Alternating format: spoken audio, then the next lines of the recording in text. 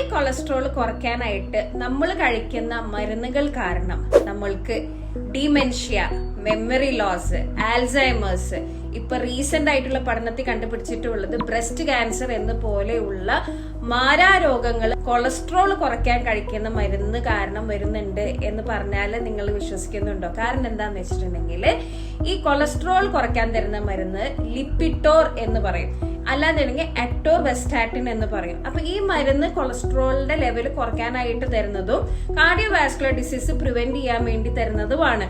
പക്ഷെ over A longer period of time ഇപ്പൊ ചില പേഷ്യൻസ് എന്ത് ചെയ്യുന്ന വെച്ചിട്ടുണ്ടെങ്കിൽ അവര് ഡോക്ടറെ അടുത്ത് പോവും. ചിലപ്പോൾ ഒരു കൊല്ലം മുമ്പായിരിക്കും പോയിട്ടുണ്ടാവുക. ഡോക്ടർ ഒന്ന് പ്രിസ്ക്രൈബ് ചെയ്ത് കൊടുത്തിട്ടുണ്ടാവും, സെർട്ടൻ ഡോസിൽ കൊടുത്തിട്ടുണ്ടാവും. പക്ഷെ ഇവരെന്ത് ചെയ്യും? ഡോക്ടറെ കാണാനുള്ള മടിക്കും അങ്ങോട്ട് പോവാനുള്ള ബുദ്ധിമുട്ടും കാരണം ഇവരെന്ത് ചെയ്യും? ആ മരുന്ന് വർഷങ്ങളോളം കണ്ടിന്യൂ ചെയ്യും. ഇത് നമ്മൾ ചെയ്യുന്ന ഏറ്റവും വലിയ തെറ്റാണ്.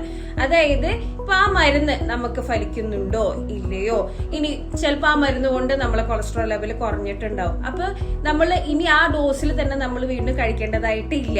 പക്ഷെ നമ്മൾ എന്ത് ചെയ്യും? Regular check-ups, very very very important. നമ്മൾ റെഗുലർ ചെക്കപ്സ് ചെയ്യാത്തോണ്ടാണ്, ഡോക്ടറെ അടുത്ത് പോയിട്ട് ചെയ്യാത്തോണ്ടാണ് നമ്മൾ ഈ അപകടത്തിലേക്ക് പോകുന്നത്. അപ്പൊ ഫസ്റ്റ് നമ്മൾ എന്ത് ചെയ്യണം? റെഗുലർ ആയിട്ട് നമ്മൾ എന്താണോ നമ്മൾ അസുഖം, ആ അസുഖം നമ്മൾ ഡോക്ടറെ അടുത്ത് പോയിട്ട് റെഗുലർ വിസിറ്റിൽ അത് ചെക്ക് ചെയ്തിരിക്കണം.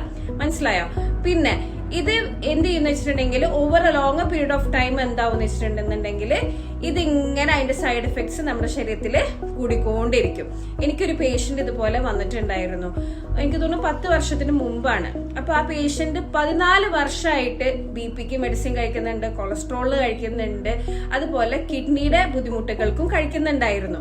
അപ്പൊ ഈ പേഷ്യന്റ് എന്റെ അടുത്ത് വന്നപ്പോ ഈ പേഷ്യന്റിന്റെ കാല് മന്ത് പോലെ വലുതായിട്ട് വീർത്തിരിക്കുകയാണ്. അപ്പൊ ഞാൻ ആദ്യം പേഷ്യന്റിനെ കണ്ടപ്പോ ഞാൻ വിചാരിച്ചു ഇവർക്ക് മന്തിന്റെ രോഗമാണെന്നാണ് വിചാരിച്ചത്. പിന്നെ ഈ പേഷ്യന്റ് ആയിട്ട് ഇന്ററാക്ട് ചെയ്തപ്പോ അഗൈൻ വെരി വെരി ഇമ്പോർട്ടന്റ് ആണ്, ഒരു പേഷ്യന്റ് നമ്മളടുത്ത് വരുമ്പോ അവരുടെ മെഡിക്കൽ ഹിസ്റ്ററി നമ്മൾ കറക്റ്റ് ആയിട്ട് മനസ്സിലായിരിക്കണം. ഇവർ എന്ത് മരുന്നാണ് കഴിക്കുന്നത്, എത്ര നാളായിട്ട് ഇവർ ഈ മരുന്ന് കഴിക്കേണ്ടത്, എന്തൊക്കെ അസുഖത്തിന് ഇവർ മരുന്ന് കഴിക്കേണ്ടത് എന്നുള്ളത് നമ്മൾ അറിഞ്ഞിരിക്കണം.